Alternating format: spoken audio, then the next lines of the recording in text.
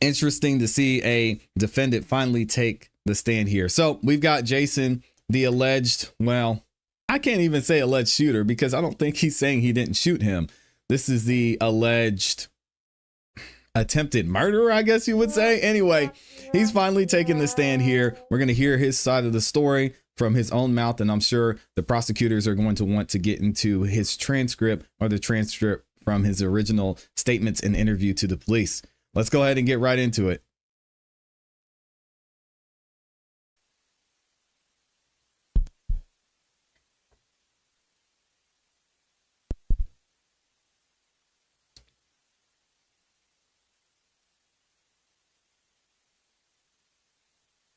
I can't believe he's testifying. This is crazy.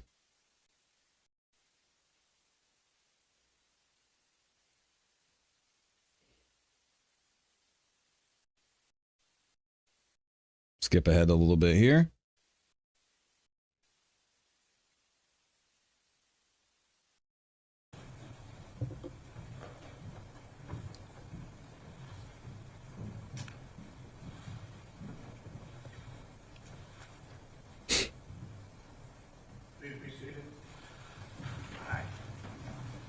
Good morning, ladies and gentlemen. Thank you for all being prompt this morning and being on time. Sorry we weren't able to start right on time, but these things happen. As I told you at the close yesterday, the defendant is not required to put on a defense if he doesn't choose to, but in this case I'm being told the defense has opted to put on a defense, and my understanding is that the first witness that they're going to call is the defendant himself, and so we are ready to proceed. Counsel, you may inquire. This is going to be interesting. Could you swear? Jason Info, my goodness. please? You're right. Can you raise your right hand? You swear that any testimony you're about to give will be the truth, the whole truth, and nothing but the truth under the pains and penalties of perjury. I do. You may be seated, and just try to keep your voice up so everyone can hear you. Yes, Your Honor. Can everybody hear me?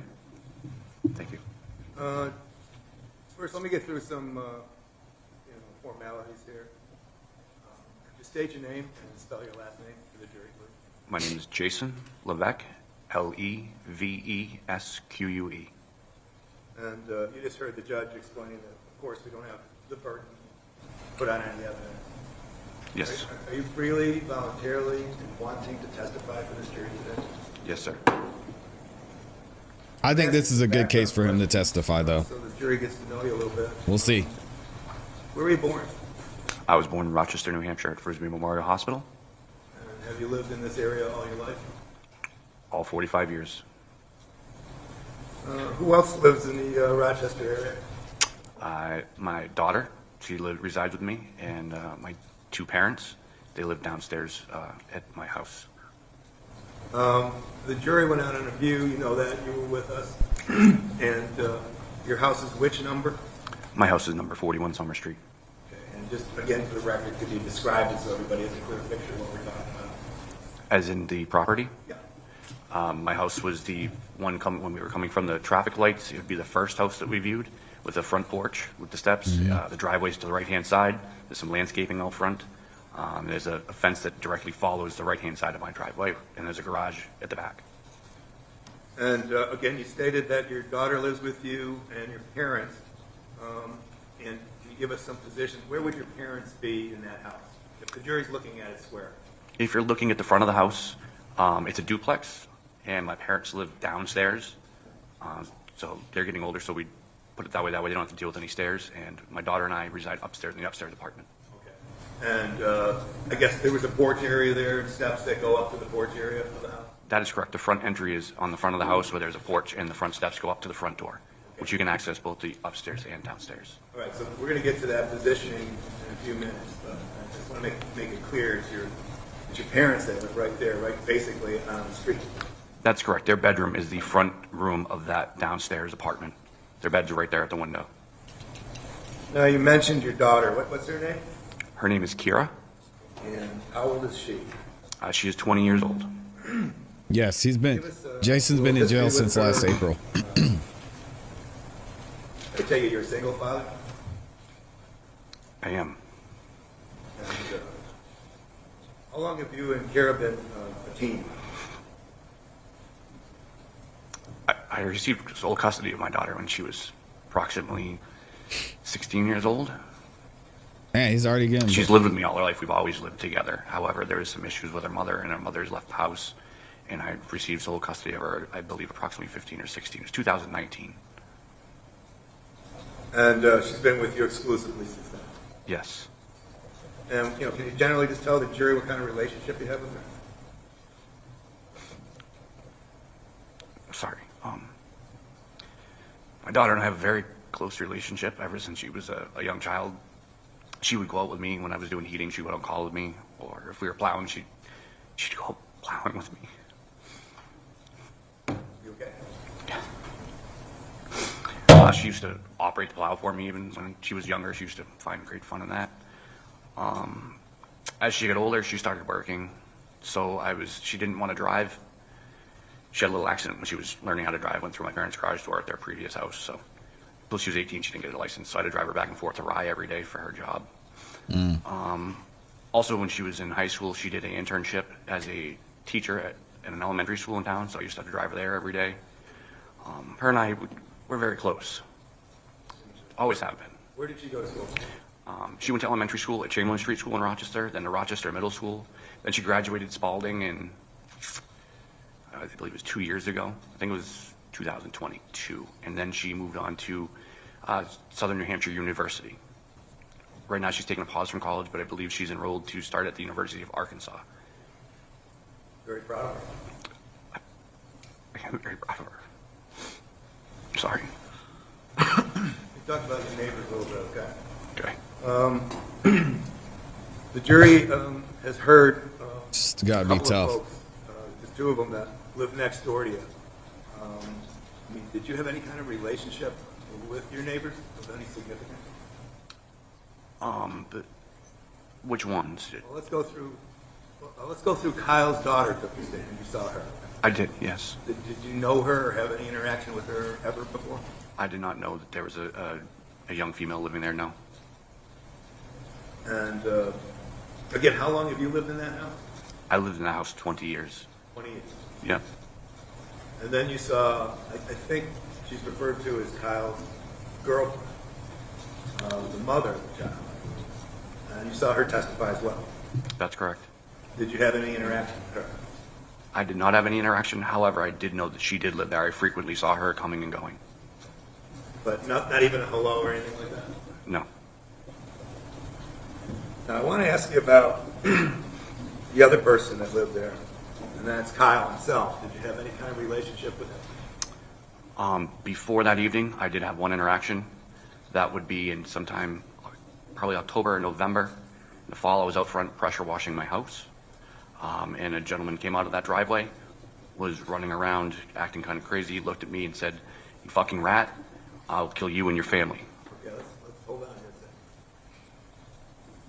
second. This is October, November of 2023, correct? Yes, sir. And you were in front of your house doing some chore. Yes.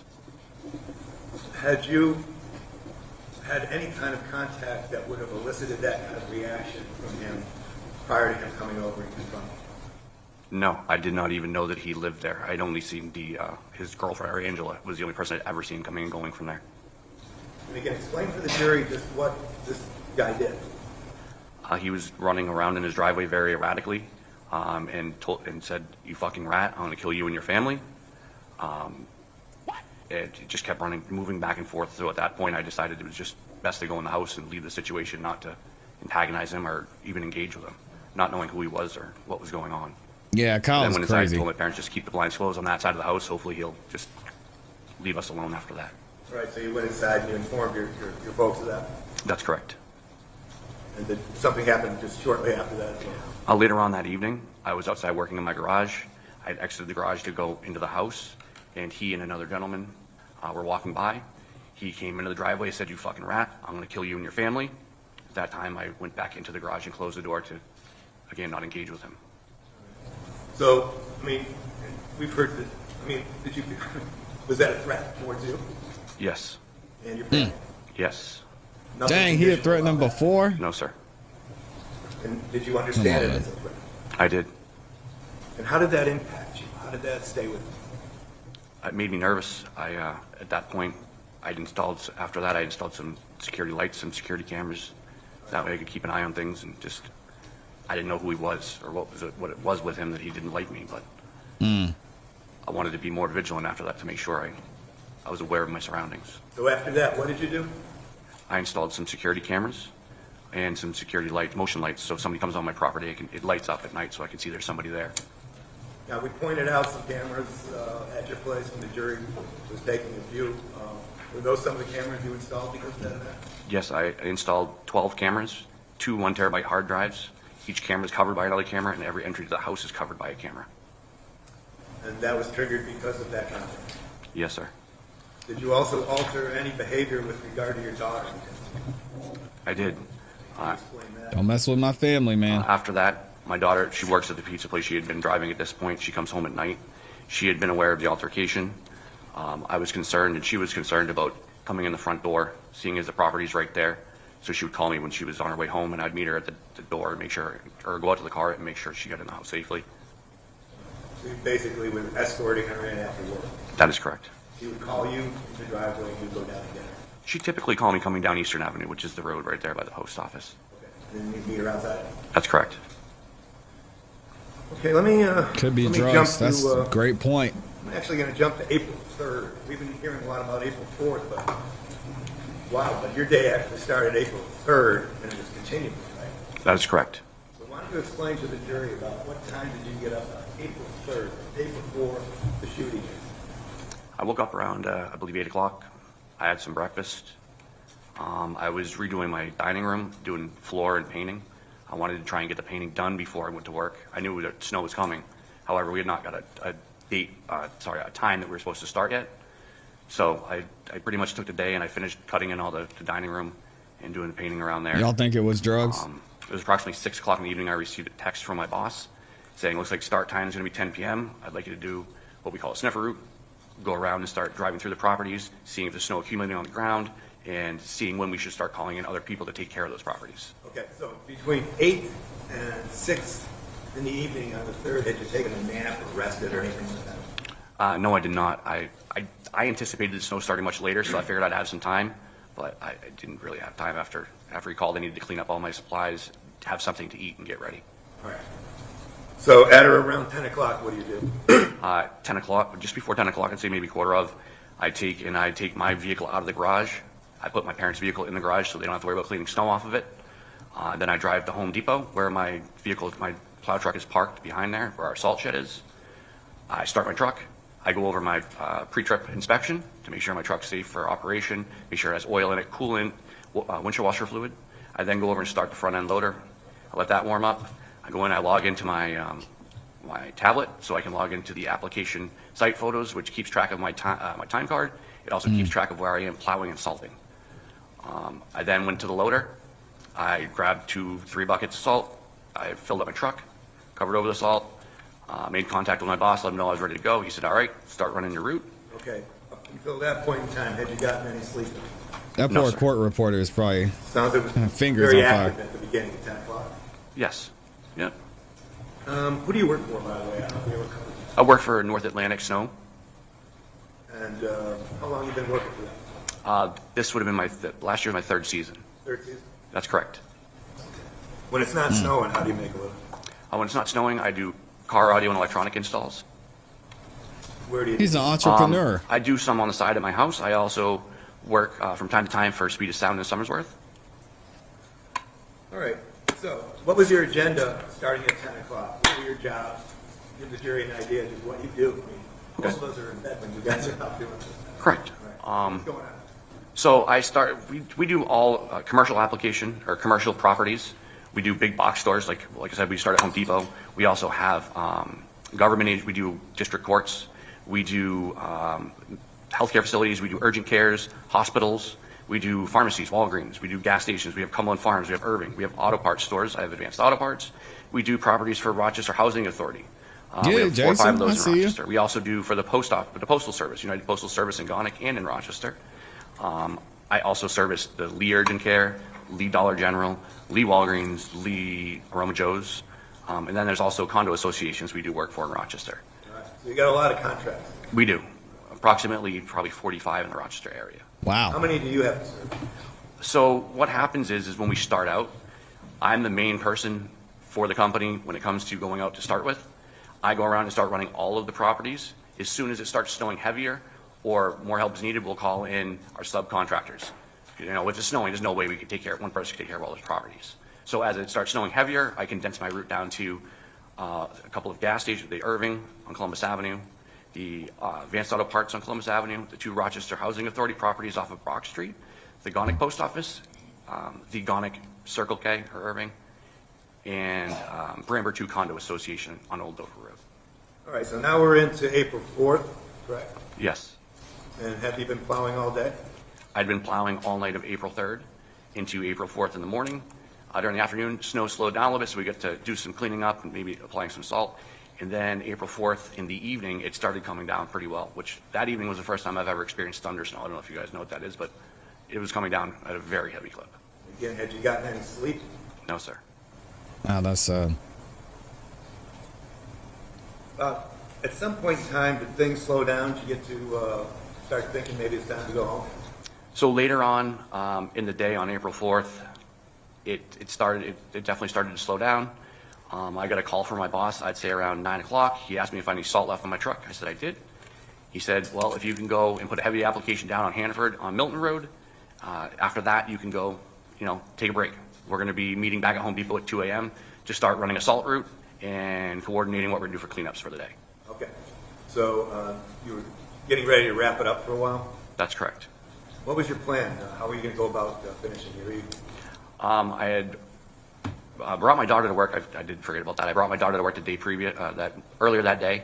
I don't want her driving in the snow. There's no reason to. I'm out and about in a 4-wheel drive pickup truck. No reason for her to be driving. So she was getting out of work at 10 o'clock.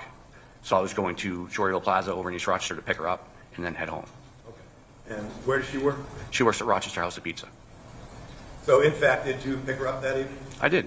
And was it at around 10 o'clock? It was around 10 o'clock. And what did you guys do after you picked her up? Well, she got in the truck. We said, how's it going? Good. We started heading down Eastern Avenue. We turned on Summer Street. And then I came up to the house. Okay. Jason, at this time we're going to play a video. And with the court's permission, if he could get closer to the television, he has an eyesight. Mm-hmm. Sure. Thank you. oh, they're gonna show the video. Here we go.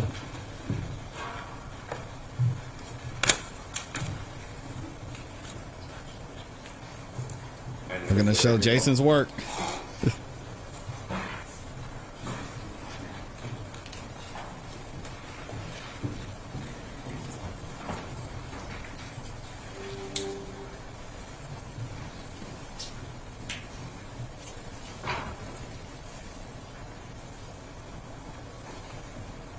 Okay, we're going to start this.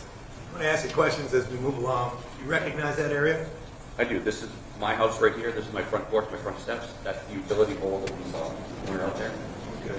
And the utility pole, that's become kind of a focal point. Where is that actually located?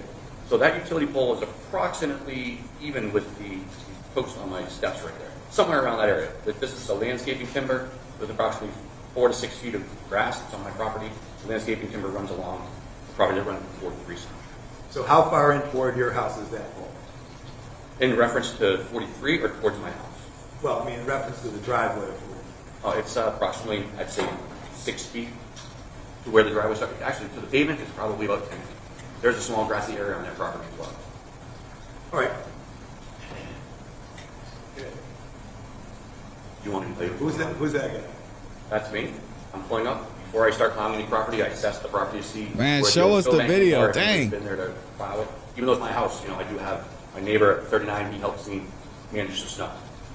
I noticed that the banking is still there from the plow, so I'm going to back up. I'm going to take most of that snow and plow it into the area of the fence at 39 Summer Street. We're in agreement that because I don't have a lot of place to put snow, I can put the banking there. All right, so when you're banking snow away from your property, it's going toward 39. 39, that's correct. Does it ever go toward the home of Kyle Fowler? Not at this point. I want to take most of my banking. As you see, I'm going to come in and grab it again and bring it over and put it on the lawn of 39. Because there's no place to put snow over. As this continues, you'll see when I turn the truck around, I'm trying to pick up the small amount of snow that's right here on the sidewalk, and you'll get a better view from the other camera. The sidewalk is clear by the city, and the snow spills out the side of the plow. I want to clean that up so I have a clean sidewalk there. Okay. And that's when I bring it to right here, a small bank, just what's spilled out right there. Okay. But I want the majority of the snow to go that way, because he also coordinates with me. We take most of the banking from in front of his house, and we bring it behind his house in the park.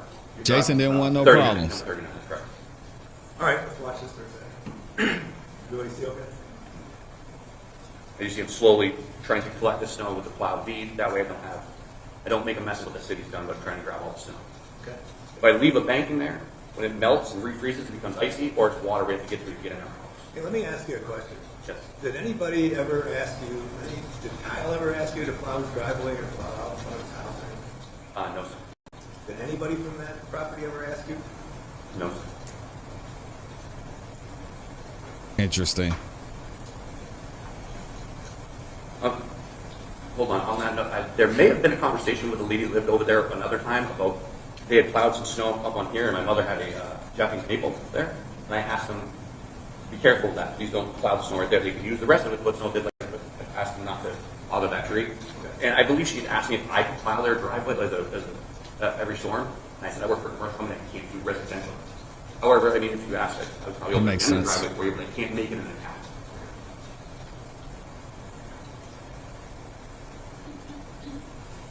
No, I see. We can't hear anything, but cars are going by on the road. Mr. Yes. Tesla's not buying it.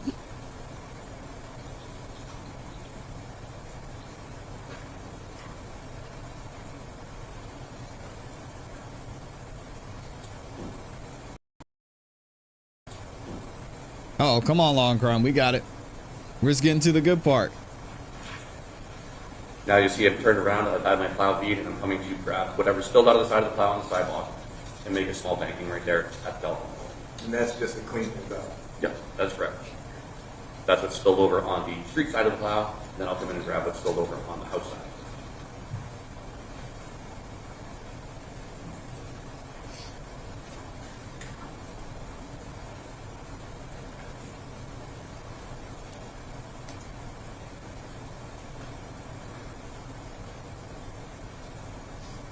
Can we stop it for a second?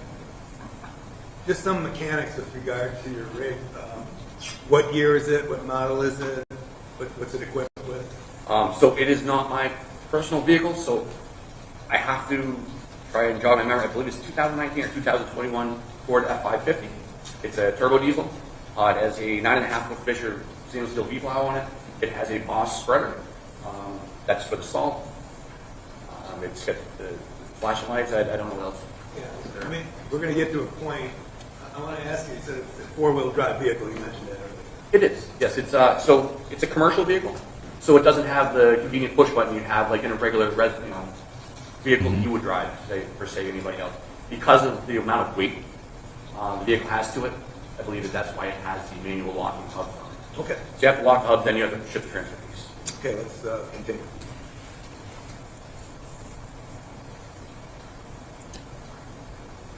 And here I'm trying to clean up this little door. That's the telephone pole. Again, not reaching the telephone pole with the plow.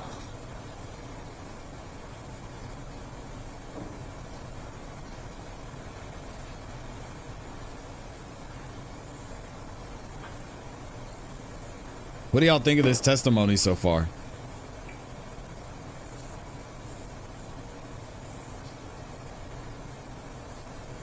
Again, just making a fast turn, we're going to fill it out. Right. There's a telephone pole and I'm reaching the plow.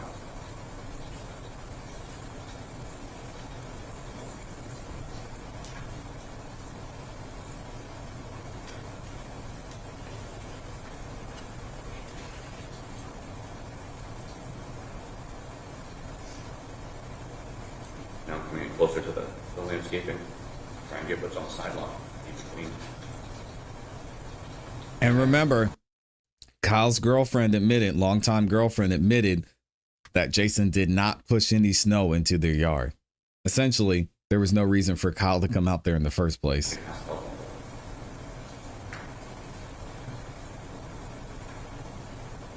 At any point, did you distribute any of that snow on the Violet driveway problem? Nope. No, sir. You sure didn't. Here I am, opening the door. Okay, we can stop right there. You're opening the door. What's the reason? We can stop right there. The reason is I'm going out to engage the hubs so I can put it in four-wheel drive. As I mentioned earlier, my boss called and asked me to go and put an application in Hanford, so I had no salt in the vehicle. Typically, we keep our salt full, so that you use the weight of the vehicle to push the snow, and you're not being hard on the equipment. The weight of the vehicle will do most work for you, as opposed to if you have like a half-ton truck or three-quarter-ton truck, you really need to put some effort into moving this. But a vehicle that size with all the weight in the back, it effortlessly pushes this. So I'm getting ready to back drive my driveway without any weight in the back. The wheels are just going to spin there.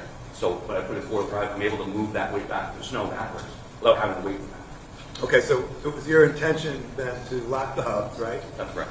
And then you were going to continue on with some plowing. That's correct. And what plowing was it your intent to continue doing? At this point, once I had the hub locked, my intent was to go into my driveway, approximately a vehicle length or more, and back drag it out, and then bank it up over onto 39, the grass of 39. Again, pull forward almost to the garage, back drag that back out to the sidewalk, push it to 39, and then do that also by the fence.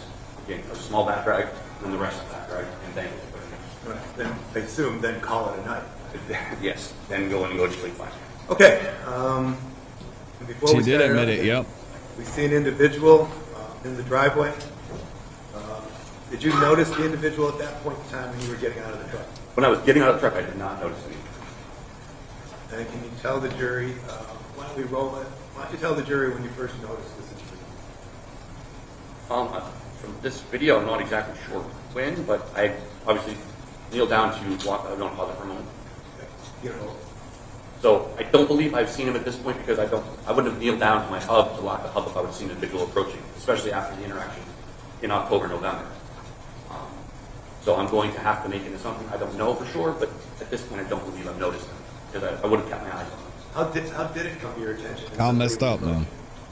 When I stood up, I noticed there was a gentleman approaching me. Were you up right there? No, it looks to me that I'm still bent down locking the hub. Okay. How do we continue? I'm standing up now. Okay, hold it. And that would have been the initial confrontation. Yeah, it looks like I did bend back down. Again, trying to keep up with how it's playing. But he has not approached me yet. He's still working towards me. Oh, now I've stood back up. Okay. Were you surprised to see him? I was very surprised. Had you done anything to cause him any agitation prior to that confrontation? Yeah, I he don't- existed. I had not had any interaction with that evening at all. When he came right up to you, can you tell the jury if he said anything to you? He said, if you put any stone in front of my house, I will fucking kill you and your family. Did that make any sense to you at Jeez. all? No, it did not. I did not move any stone. Now, we've been talking, and we've seen this video a few times, and we're trying to describe just how close he was. We're going to have other videos of it. Can you describe to the jury? Crazy. How close he was Absolutely to you? insane. When he made his initial approach to me, he was finally rushing spot with his nose up against my face. I mean, I'm going to walk up to you, and you tell me when to stop. Okay? Got it? Oh, this is going to be awkward. Walking. Which side did he approach you? He approached me on this side. Just so y'all know, this scene is definitely going in the thumbnail. I'm going to let it play. Here we go. Still closer? Closer. Can't get it. It's too big. How about that? Here you go. He actually Oh, touched you with his face? Yes. How'd that make you feel? awkward. Uncomfortable? Feel bad. Absolutely. Do you have any idea what this guy was going to do? I did not. So he touches you with his body right on your face, and he says he's going to fucking kill you? That's correct. In my family.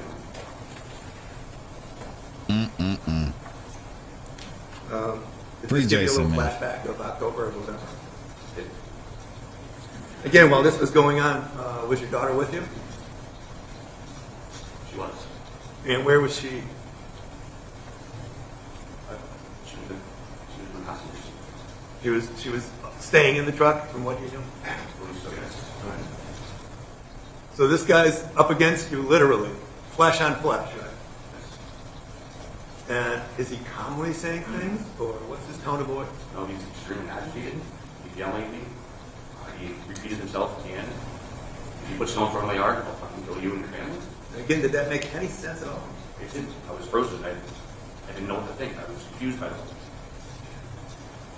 Now, there's been testimony, of course we're going to get to some points here in your testimony, that you were carrying a firearm. That's correct.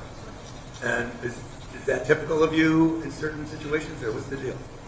It is behind Home Depot where we park the vehicles and we grab our salt. I had an altercation earlier that year where a gentleman came out of nowhere, approached me as I was getting in the vehicle. He brandished a machete, and I was able to move away from him. We did call the police, and I believe they came and got him. There was no further interactions. But at that point, I decided that my safety was not worth putting in jeopardy going forward. All right, so when you were doing night plowing jobs and going behind Home Depot, it was typical of you to carry a firearm. That's correct. Yeah. All right, and this night was no different. That's correct. Okay, why don't we run, no. Okay, See here, he- hold it. I'll ask a question. You want to rewind this a little bit? Go back a little. Yeah, I don't Going know on? anything about New Now Hampshire. he's made a couple of, threats about the snow to me. Then he starts on, you don't believe me? I'll Okay, kill what do you mean by that? What does he say? The first two times, or I believe he said, if you put snow in front of my house, I'll kill you and your family. And then he continues with, you don't believe me? I'll fucking kill you and your family. That's what he said.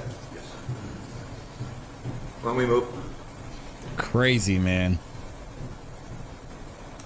How many times does he approach you like that? Hold on. It was, I believe, 3 or 4. Is he saying the same stuff over and over? He is. How's that making you feel? I'm still frozen. I wasn't sure what, I didn't feel comfortable. I felt like he was He was gonna do enraged. something. I felt like he was going to harm me and my family. But this time, I was hoping that hopefully he would do it. Why don't we go? Again, hold it. Is that another interaction? That was another interaction where he came right up to my face, nose to face, and threatened to kill me and my family. Did that have anything to do with snow at the time, or was he just threatening? Not after the first time or two. He came just, you don't believe me? I'll kill you and your family. The snow was no longer a factor. Now it was just, he was angry. He wanted to hurt me and my family. I mean, it's on video. The daughter was still in the truck the entire time. Yes. Backing off here, Yes, and he stopped. he did. Now what happened? Now he's pointing at me. What's he saying? He's saying, I'm going to kill you and your family. Stop. You don't fucking believe me? Okay. Now, Wow. now what's going on? He's approaching me again, telling me that he's going to kill me and my family. You believe in him? I am now. All right, why don't we run it? Okay, is that when you approach him? Stop. Yeah, I think you should probably go back, yeah. Yep, why don't we go back? Start there. So now he's approaching me again. Now I've decided the threat is real. Instead of going home, he's now approaching me again. I drew my firearm and I fired at him. All right. Did you even know, let's get straight with this. Did you even aim or anything like that? To the best of my ability, I aimed at the object coming at me. For the person, I choose the object person coming at me. All right. And what do you see after you fired that first shot? I see him go down. We should start it up. And then what? Hold it. Then I see there was a pause, kind of surprised by the whole thing that happened, I kind of blanked out when I fired the first shot. Then it was like a flash of TV, till the TV goes up, comes back on. I saw him getting up, heading towards the front steps. And then I fired again. Now, It happened there's quick some too. questions. Was it bang, bang, bang, bang, How bang, many bang? shots you fired and so forth. And we played this video. We played videos in slow motion and everything else. Yes. Would you agree things happened fairly quickly? It happened extremely quickly. Very fast. Can you tell Yeah. the jury if you even remember pulling the trigger 5 more times? I don't remember pulling the trigger the first time, and I don't remember hearing a gunshot. Any of them. But I mean, obviously, you know you used the firearm. Yes. How did you come to the conclusion that 5 shots or 6 shots were fired? I know that there was one in the chamber, 5 in the magazine, and when I was done, the slide was jacked, which would indicate that the firearm was empty. And Yeah, that it's not tipped like he you off that, reloaded. That is correct. Why don't we play it through a little bit here? I don't know. For me, if he had reloaded, if he had, and then again, then that would have been the issue. And he just emptied the clip. He's like, man, you ain't about to hurt me. You're going back and still moving? Yep, I saw him crawling that way. I heard the female coming from over here. I noticed they did not go to my steps. So this time, I pay attention to what they're doing. They see another female coming. I go back to the truck to check on my daughter. So you check on your daughter, and then what do you do? Check on my daughter. I'm trying to process what all just happened. I get in the truck. Talk to her, and I said, I'm sorry. You have to see that. She says, no, you're just attacking me. I go to put the truck in move to the driveway. She says to me, what are you doing? And I made a poor joke. Should we run? As I was driving in the driveway.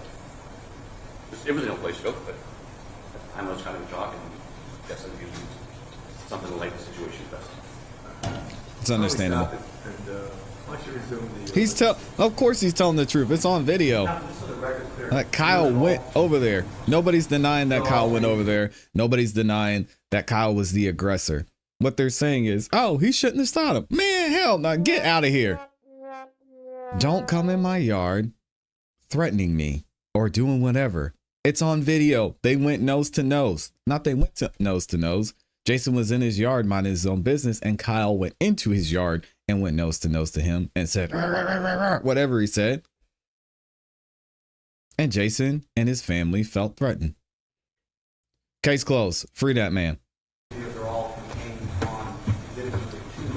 It's two states, two that we're utilizing right now. And this is the video This will shot from 43 Summer Street. It'll indicate 43 Summer. I just want to make that clear for the record. That's the tricky part with all three videos. Yeah, it's on one exhibit. When you get back there, it'll be one flash drive. Thank you. And then there'll be three others. Thank you, Jim. So you get back into your driveway, and what do you do there? Get back in my driveway.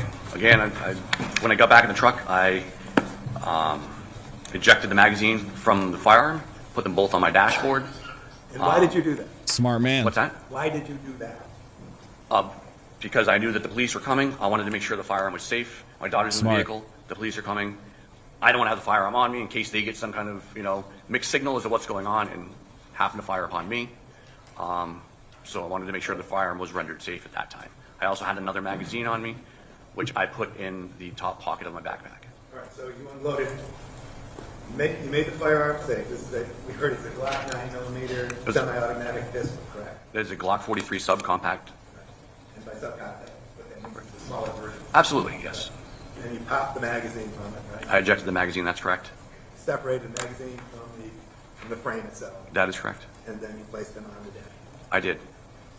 And then you had an additional magazine, and where was that located? That was located in my pocket. So you had more ammunition, more live ammunition on you. That is correct. And you took that, and where'd you put it? I put it in the top pocket of my backpack. That way it was not resting with the gun. I didn't think it'd be a wise idea to put more live ammunition next to the gun, seeing as I was going to be exiting the vehicle. My daughter was left in there, and the police were coming. Smart man. Okay, so everything was made safe, and did you wait for the police to come? I did. Prior to the police coming, did you make any attempts to contact emergency personnel? So I was in the process of dialing 911 when I saw in my rearview mirror, I saw blue lights coming. So at that point, I discontinued the call. I don't believe I even hit send on it, but I'm not sure. Well, we heard your daughter testify to the same thing. Did you actually have the phone out? Oh, I had the phone in my hand. That's correct. All right. Now the police come, and what do you do? As soon as I see that the officers have exited their vehicles and they're behind my vehicle, I step out with my hands up, and I start walking to the back of the truck. When I get to approximately the back of the truck where the Salter is located, I have two officers, a male and a female. Both of them are directing me two different ways. One is saying, get down on the ground. The other one is saying, walk towards me. Okay, so at that point, you're a little bit confused? I was a little confused, but again, they're both pointing a firearm at me, so I said, I can only listen to one of you. So whichever one of you would like to direct me, I will listen to. The female then stopped talking, and the male officer directed me to walk towards him with my hands above my head. And did you do everything they asked you to do? I did. Did you make any statements to them in the driveway, before you even got officially over to the Rochester PD? What was going on? I don't believe I did make any any statement, or didn't say anything to them in the driveway. When I got into the police cruiser, I did apologize to whoever was sitting in the front seat. I don't know that it was an officer. I did apologize for having to come out that night and for the incident that transpired. Again, we're talking now somewhere around 10:20ish in the evening when all this stuff starts breaking right in front of your house when you're actually picked up and placed in cruiser. That's correct. And again, just to reiterate, any sleep between 8 a.m. in the morning the previous day and 10:20? This is No, tough. sir. I had, like I said, I clocked in at about around 10 p.m. and I didn't take any breaks or anything. I was clocked in from 10 to 10, 24 hours straight.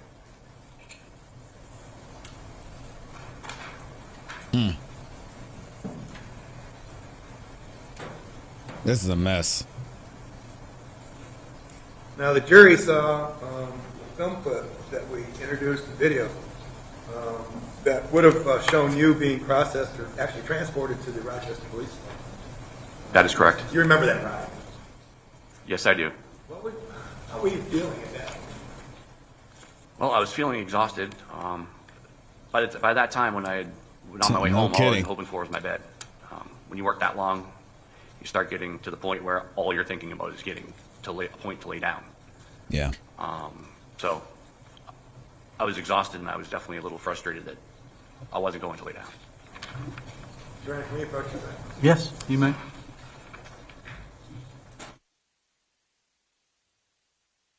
I've done that once in my career, and whew, it was terrible. Working that long, you just lose. Like, you don't even understand what your body's doing, where you're at. Fell asleep standing up. It's tough, man. Let me know what y'all think about this testimony so far. Everything's on video. Jason's just saying, hey, this is what happened. His daughter Kira said, this is what happened. Yikes.